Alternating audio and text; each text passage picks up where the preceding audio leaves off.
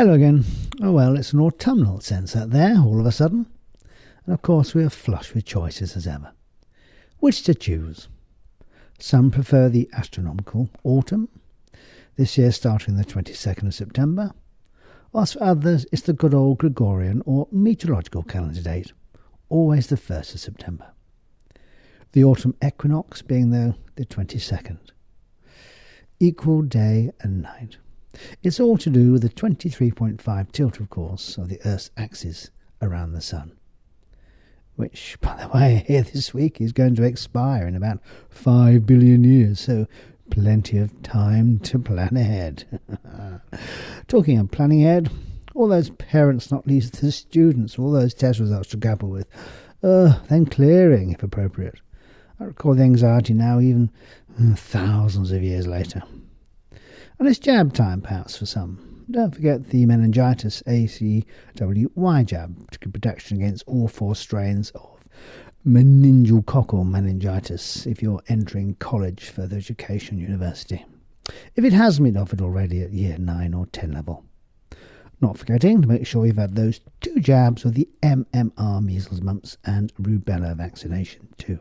And for us oldies, the next phase of COVID protection.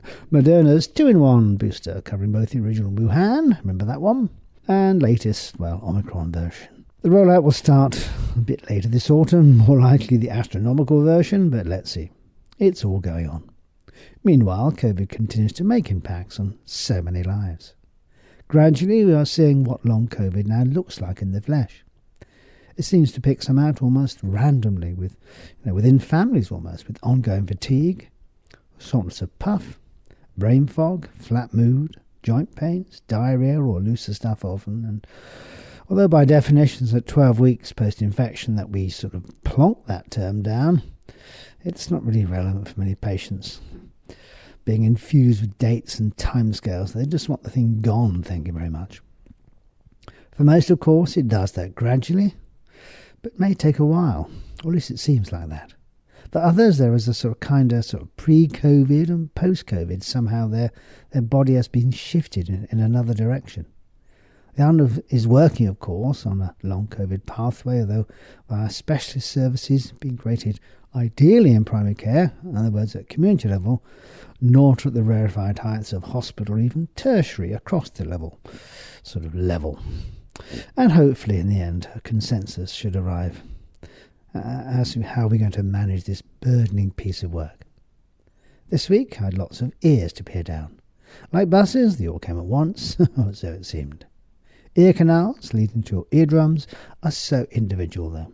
Everybody has a different one, of course they do.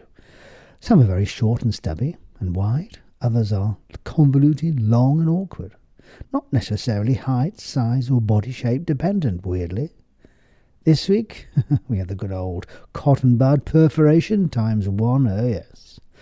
Some little boils in the skin of the canal, painful, swollen, hot and difficult to chew, as the jaw joint is literally at the front of the ear canal. And a few ear canal eczemas and inflammations, hot holidays in the Mediterranean. Spain, I think, in a few cases. Keeping the canals dry is key, of course, after swimming in those lovely pools teeming with bacteria and fungi, fluting off all those lovely sweaty tourists. Yes, or so it seems. Wisps of cotton wool or firm tissue only, though, should be used to just fathom the ear canal very lightly, as you simply have no idea if there's wax or similar lurking there, or even old dead skin, or even a beetle or two. Wax, of course, exits slowly, moving out from the outer third, and it doesn't take kindly to wadding like you poke something down there and sort of musket barrel sort of style. You push it all back down again to the depths near the eardrum. Result, deaf as a post as the wax expands with water or showering or swimming or bathing, and there you go, you're deaf. Great, on your holidays. No, so please don't do it. Nothing smaller than your elbow in your ears, as the old saying goes, and for very good reason. Until next week, au revoir.